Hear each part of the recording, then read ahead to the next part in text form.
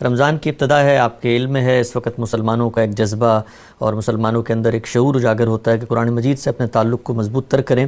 سوال میرا آپ سے یہ ہے کہ ہم نے دیکھا ہے بالعموم جو روایتی مذہبی علماء ہیں وہ لوگوں کو تلاوت کے اوپر بہت اصرار کرتے ہیں، زور دیتے ہیں، ماضی کے قصے بھی سناتے ہیں، بزرگ اکابر اور ہمارے جو صوفیات تھے یا باقی لوگ اتنے قرآن کے ختم کر لیتے تھے۔ رمضان کے اندر قرآن سے جو ایک مسلمان کا تعلق پیدا ہوتا ہے اور شعوری طور پہ بیدار ہوتا ہے، اس کی خواہش ہوتی ہے کہ وہ قرآن سے اپنا رشتہ مضبوط کرے۔ کیا طریقہ، کیا لاہ عمل ہے؟ قرآن کی تلاوت ہو، قرآن کا ترجمہ پڑھا جائے، یا ان دونوں کے درمیان کوئی توازن ہو؟ قرآن مجید کے بارے میں کئی مرتبہ یہ عرض کر چکا ہوں کہ اس کے ساتھ ہمارے تعلق کی دو جہتیں ہیں۔ ایک یہ کہ قرآن مجید کو علمی طریقے سے سمجھنا ہے، اس میں تدبر کرنا ہے، اس کے اندر اترنا ہے۔ اس میں ظاہر ہے کہیں کوئی صرف کا مسئلہ، کہیں نحو کا مسئلہ، کہیں تالیف جملہ کا مسئلہ، کہیں کوئی خالص اکیڈیمک نوعیت کی بحث، اس طرح کی دسیوں چیزیں ہیں جو سامنے آ جاتی ہیں۔ یہ علماء کا کام ہے اور عام دنوں میں کرنا چاہیے، علماء کو بھی عامی دنوں میں کرنا چاہیے۔ رمضان میں خاص طور پر قرآن مجید کو اس کی دوسری جہت کے حوالے سے زیر مطالعہ آنا چاہیے، اور وہ تذکیر کی جہت ہے۔ یعنی یہ رمضان اللہ کو یاد کرانے کا مہینہ ہے، اللہ سے اپنے تعلق کو محکم کرنے کا مہینہ ہے۔ یہ اس یاد دہانی کے ذریعے سے اپنے نفس کو بیدار کرنے کا مہینہ ہے جو قرآن کی صورت میں ہمارے پاس موجود ہے۔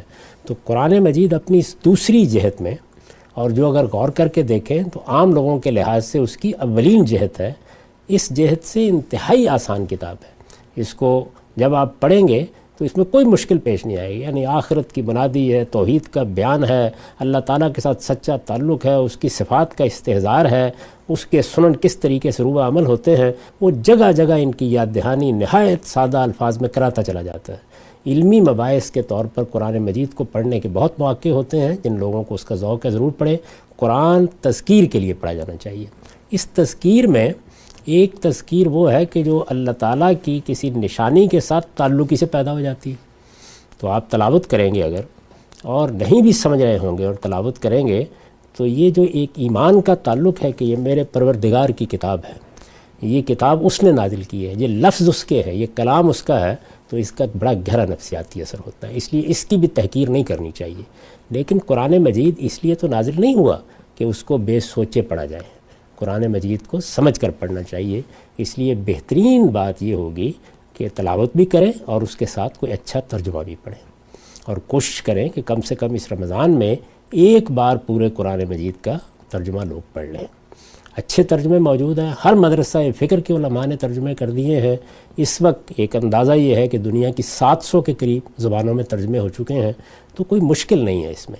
کوشش کرنی چاہیے کہ قرآن مجید کی تلاوت، اور تلاوت میں اگر یہ طریقہ بھی اختیار کر لیا جائے کہ بہت اچھے قاریوں نے جو تلاوت کی ہے وہ آج آپ سن سکتے ہیں، کہ تلاوت سنیں اور اس کے بعد ترجمہ خود پڑھ لیں۔ ترجمے بھی بہت سے ایسے ہیں کہ جو آپ سننے کے لیے فراہم کر دیے گئے ہیں۔ تو یہ اہتمام کرنا چاہیے کہ نہ قرآن مجید اپنے معانی اور مطالب کے لحاظ سے بیگانہ ہو جائے ہمارے لیے، اور نہ یہ کہ جو اس کے الفاظ ہیں، جو اس کا حسن ہے، جو اللہ تعالیٰ کے ساتھ ایک تعلق پیدا کرتے ہیں، اس سے ہم محروم ہو جائیں۔ تو دونوں چیزوں کو آپ متوازی رکھیے، اسی سے خیر و برکت حاصل ہوگی۔ جو لوگ تنہا تلاوت پہ اکتفا کرتے ہیں، وہ قرآن مجید کے اندر تذکیر کیا ہے، قرآن کیا بات کہتا ہے، وہ اپنے رب کی کیسے یاد دہانی کراتا ہے، ان چیزوں سے محروم ہوتے ہیں۔ اور جو صرف ترجمہ پڑھتے ہیں وہ یہ چیزیں تو بدرجہ عتم پا لیتے ہیں، لیکن قرآن مجید کی جو ایک کلام اللہ ہونے کی حیثیت سے حلاوت ہے، بعض اوقات اس سے محروم ہو جاتے ہیں۔ تو دونوں کو ساتھ رکھنے کی صحیح کرنی چاہیے۔ ٹھیک ہے، ہم سے بہت ہی آپ نے تفصیل سے بتایا۔ غامدی صاحب کا اپنا جو ترجمہ ہے وہ بھی موجود ہے، آپ ان کی ویب سائٹ پہ جا کے پڑھ سکتے ہیں۔ مکمل ترجمہ وہاں پر پڑھنے کے لیے بھی موجود ہے، اور پڑھا ہوا بھی موجود ہے۔ رمضان میں سننا چاہیں تو سن بھی سکتے ہیں۔